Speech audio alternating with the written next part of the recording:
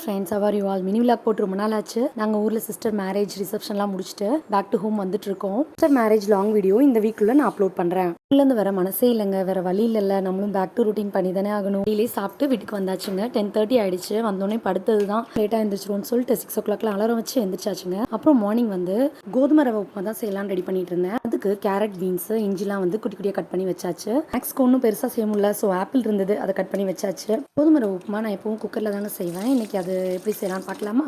அதுக்கு எண்ணெய் ஊற்றி கடுகு உளுந்தம் பருப்பு போட்டு தாளிச்சிட்டு வெங்காயம் போட்டு நல்லா வணக்கணும். நம்ம கட் பண்ணி வச்சுருக்க இஞ்சி அப்புறம் காய்கறி எல்லாம் போட்டு நல்லா வணக்கணும். அப்புறம் தேவையான அளவு உப்பு போட்டு வெஜிடபிள்ஸ்லாம் நல்லா வதங்கினதுக்கப்புறம் 2 கப் தண்ணி ஊற்றுறேன். 1 கப் ரவைக்கு 2 கப் தண்ணி.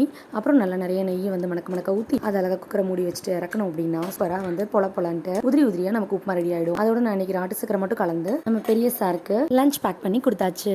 சின்ன வேற ரெடி பண்ணணும். பாப்பா லேடிஸ்க்கு தான் எவ்வளோ வேலை. Bye take care.